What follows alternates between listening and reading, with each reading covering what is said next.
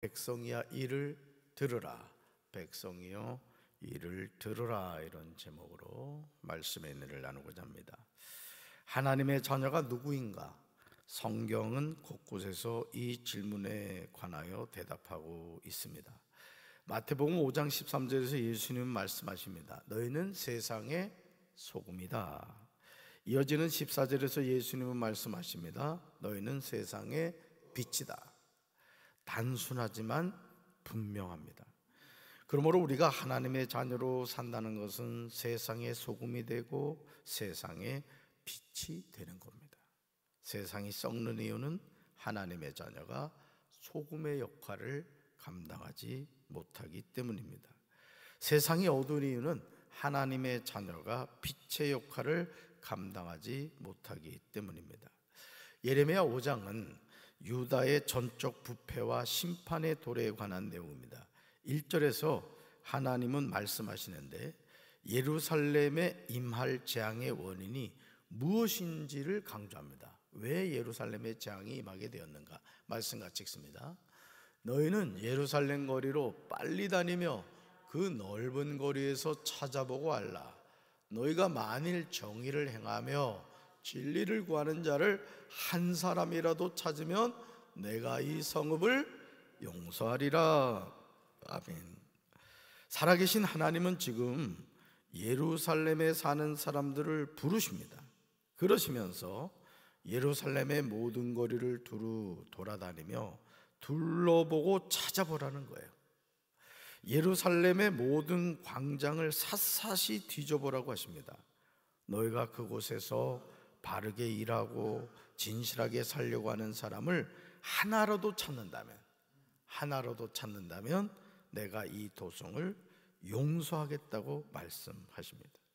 너희가 만일 정의를 행하며 진리를 구하는 자를 한 사람이라도 찾으면 내가 이 성읍을 용서하겠다는 하나님의 음성이 들리십니까? 여기서 정의와 진리는 여호와의 언약 사상을 구성하는 중요한 용어들입니다. 선지자 예레미야는 이를 통하여 여호와의 언약을 다시 한번 강조하고 있는 거예요. 다시 말해서 오늘로 말한다면은 하나님의 말씀을 끝까지 붙잡고 그 말씀에 순종하는 사람이 한 사람이라 있다면 내가 쉽게 말하면 강경을 용서해 주겠다. 지금 이렇게 말씀하고 계신 겁니다. 이스라엘이 여러분 짓는 모든 악의 뿌리가 하나님의 언약을 배반하는 것에서 시작하였습니다. 의인 한 사람이 중요한 거예요. 창세기 18장 22절부터 32절을 보시면 소돔과 고모라의 구원 조건은 의인 10명이었죠. 그래서 이 소돔 성에 의인 10명만 있으면은 내가 이 성읍을 용서해 주겠다. 아브라함에게 이제 그렇게 이야기를 하시죠. 근데 의인 10명이 있었어요, 없었어요? 없었다는 것이죠. 근데 지금은 몇 명을 찾고 계세요? 한 명을 찾고 있습니다. 예루살렘의 구원 조건은 의인 한 사람입니다. 얼마나 쉽습니까? 그러나 안타깝게도 예루살렘을 구원할 의인 한 사람이 없었다는 사실을 알아야 합니다. 사람은 속일 수 있을지 몰라도 시퍼렇게 살아계신 하나님을 속일 수는 없어요. 하나님은 우리의 중심을 보시는 분이에요. 그래서 항상 하나님의 자녀는 외적인 것을 관리하는 것도 중요하지만 마음을 잘 관리해야 되는 거예요. 아멘. 그러므로 하나님은 거짓말에 속지 않으세요. 우리 예레미야 5장 2절 같이 읽습니다. 너희는 나 여호와의 이름으로 맹세한다고 말하지만 그것은 거짓말이다. 분명히 나 여호와의 이름으로 맹세한다고 말해요. 말을 한다고요. 근데 하나님이 뭐라고 말씀하신다고요? 그것은 거짓말이라는 거예요. 그러니까 하나님이 뭘 보셨다는 거예요? 우리 입술의 말을 본 것이 아니라 우리의 중심을 보셨다는 것이죠. 사람의 눈으로 볼 때는 여호와의 이름으로 맹세하지만 실제로는 거짓말이라고 하십니다. 여호와의 이름을 걸고 맹세한다는 것은 어떤 약속이나 의무에 대해 여호와를 그러한 약속의 증인 또는 보증인으로 불러낸다는 뜻입니다. 그러므로 여호와의 이름으로 맺은 약속이나 의무를 파기할 경우는 여호와의 심판을 자청하게 된다는 거죠. 그러니까 여러분, 우리가 하나님의 이름으로 서운한 것은 반드시 갚아야 됩니다. 그렇죠? 왜? 누구 이름으로 서운했기 때문에? 하나님의 이름으로 서운했기 때문에 그렇습니다. 그러나 안타깝게도 예레미야 시대의 사람들에게는 이러한 맹세가 남용되었으며 거짓 맹세의 표상이 되고 말았다는 거죠. 오늘 우리가 사는 시대의 모습과 같지 않습니까? 거짓말을 밥 먹듯이 하면서 죄의식을 느끼지 않아요. 부패할 대로 부패했습니다. 영적인 와인을 맞은 거죠. 그러니까 여러분들이 하나님의 자녀로 살아가면서 항상 이 영적 감각이 민감하셔야 돼요.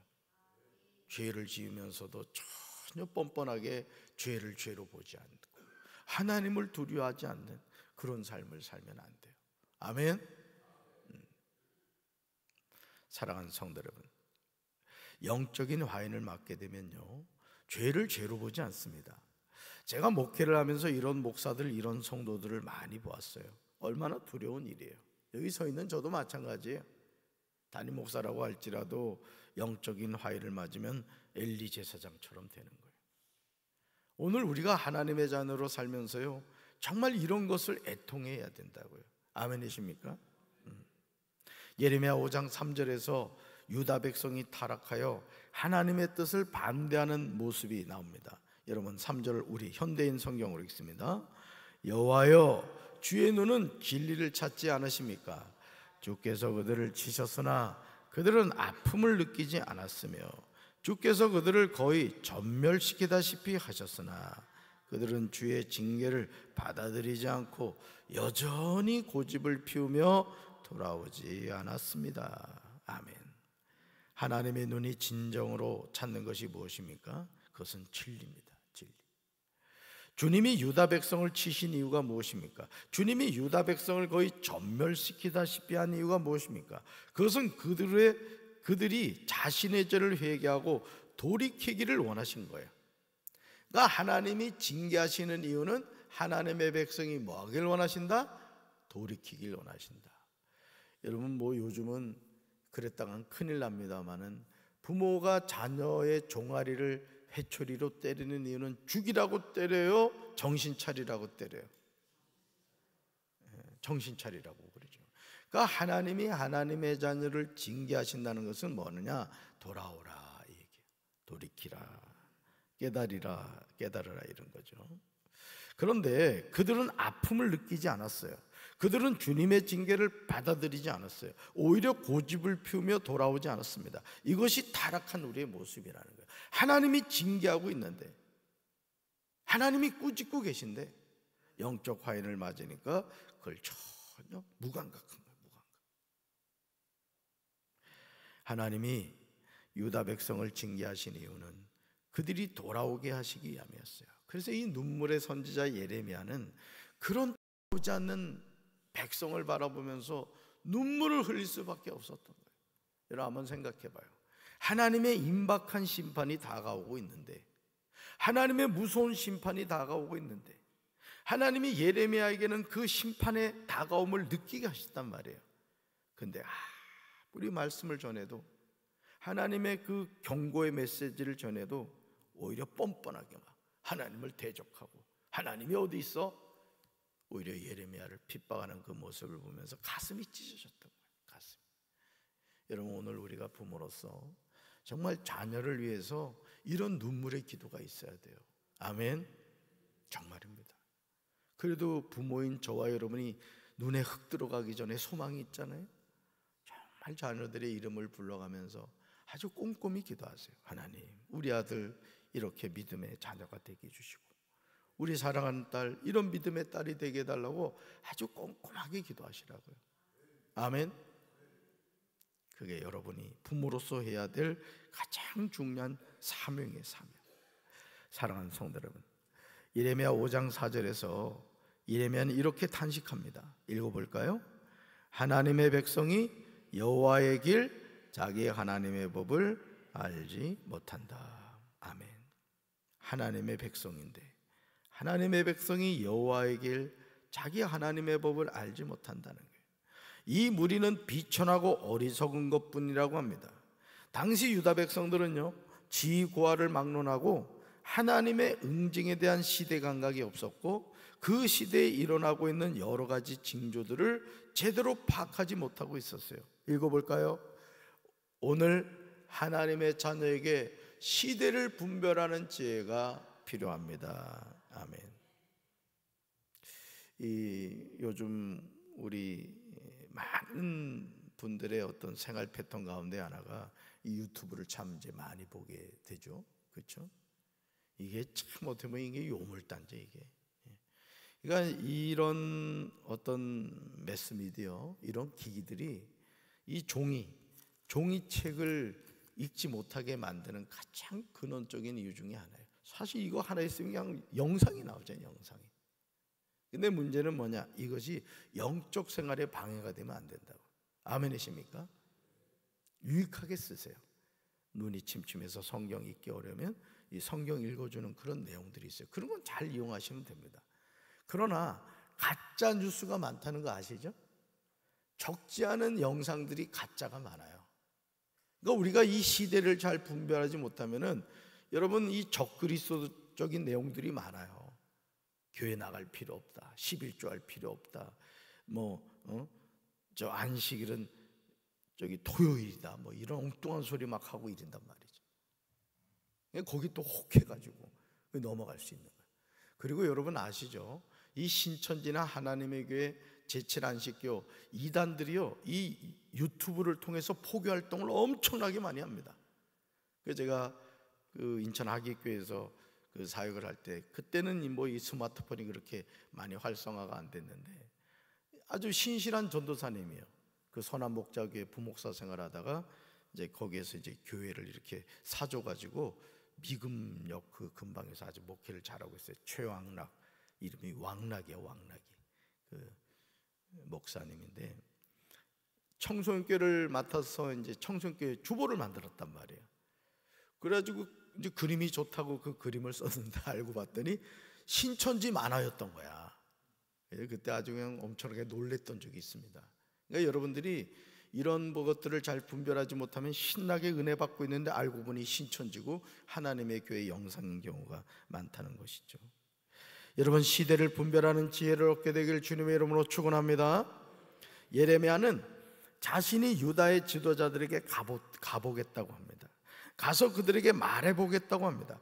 그러면서 틀림없이 그들은 여호와의 길과 하나님께서 바라시는 공평이 무엇인가를 알고 있을 것이라고 대답합니다. 그러나 그 지도자들은요 주님을 배반하고 떠나가기는 백성과 마찬가지였다는 것이죠. 그들은 주님과 이어진 끈을 끊어버린 거예요. 그러니까 저 같은 목사가 해야 될 일이 뭐냐면은 중보자의 역할입니다. 목회자의 가장 중요한 것은 하나님의 말씀을 잘 듣고 그 말씀을 성도들에게 전하고 또 여러분들을 하나님과 이래 중매하는 역할을 하는 거예요 사실은. 그래서 강단에서 말씀을 전할 때마다 복음을 전해야 되는 거예요. 우리가 영적으로 바로 깨어 있어야 됩니다. 우리가 하나님의 뜻대로 순종하며 살아야 됩니다. 여기 있는 담임 목사부터 그렇게 살아야 됩니다. 담임 목사는 끊임없이 이렇게 외쳐야 되는 거예요. 아멘이십니까? 그래서 여러분들이 항상 담임 목사를 위해서 기도할 때 우리 담임 목사님 항상 영적으로 깨어있게 하시고 항상 성령의 기름 부심이 있게 해달라고 기도해 주셔야 돼요. 아멘이십니까? 네. 예레미야 5장 6절에서 하나님을 버린 유다 백성의 운명에 관하여 전하고 있어요. 하나님의 백성이 가진 허물과 반역은 심판을 받게 된다는 거예요. 우리 6절 같이 읽습니다.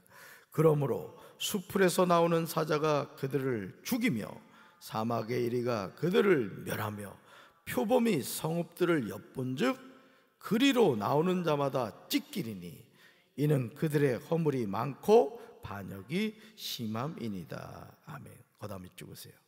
이는 그들의 허물이 많고 반역이 심함이니이다. 유다가 짐승의 공격을 받는 이유가 무엇입니까? 그들이 여호와의 언약을 파기하고 언약에 명시된 의무 조항들을 거부하였으면서도 회개할 생각조차 하지 않았기 때문에. 그러므로 하나님의 자녀는 자신의 허물과 반역을 철저히 회개하고 돌이켜야 돼요. 아멘이십니까? 네, 하나님 앞에 나올 때는 목을 빳빳하게 하지 마세요. 네, 하나님 앞에 엎드려 우리가 지금 의자에 앉아서 예배를 드립니다만 예전엔 다 마루였잖아요, 그죠? 저도 고향 교회가 제 아버지가 대목이신데 저희 아버지가 지으셨어요, 그 장하동 교회. 그때는 모든 게 귀해가지고 창문 툴도 어느 장로교에서 이제 얻어오고 막 그랬거든요. 그 아버지가 대목이시라 가지고 이 나무로 딱 교회를 지었죠. 지금은 이 콘크리트로 그냥 찍어 나가지고 교회가 이상하게 돼 있습니다만은 어쨌든 여러분, 우리가 하나님의 자녀로 이렇게 살아갈 때 중요한 게 뭐냐? 하나님의 자녀는 자신의 허물과 반역을 철저히 회개하고 돌이켜야 돼요. 아멘이십니까? 그래서 여러분 기도할 때 알고도 지은 죄, 모르고도 지은 죄 용서해달라고 기도하시죠? 아주 지혜로운 기도예요. 왜냐하면 우리가 모르고 짓는 죄가 있단 말이에요, 그죠? 네, 그렇잖아요. 병도 알면 치료하잖아요. 모르니까 치료를 못하는 거죠. 예레미야 5장 7절에서 하나님이 묻고 계세요. 예루살렘아, 내가 너를 어떻게 용서해 줄 수 있겠느냐? 이 시간 묻고 계세요. 재진아, 내가 너를 어떻게 용서해 줄 수가 있겠느냐? 여러분의 이름을 한번 넣어보세요. 예루살렘이라는 자리에. 우리는 하나님의 이 음성을 듣고 여호와를 인정하고 여호와가 계심을 믿어야 됩니다. 아멘이십니까? 우리 영의 눈과 귀가 열려야 살게 돼요. 오늘도 좋으신 하나님, 그 하나님 너무너무 좋으신 하나님이시죠. 나의 아버지가 되시고 내가 태어나기 전부터 내가 이 땅에 태어났을 때 우리 부모님보다 더 기뻐하신 분이 하나님이시라고요. 또 내가 살아갈 인생 여정 가운데 한 번도 나를 실망시킨 적이 없으시는 하나님, 때로는 내 짧은 머리로 이해할 수 없는 일들이 내 삶에 일어난다 할지라도 나보다 더 아파하시고 나보다 더 기뻐하시는 하나님, 그 하나님이 나의 이 영과 몸 하나님의 나라를 갈 때까지 끝까지 지켜주시는 선한 목자가 되신 하나님, 오늘도 그 하나님이 저와 여러분을 지켜주시고 인도해 주실 줄로 믿습니다.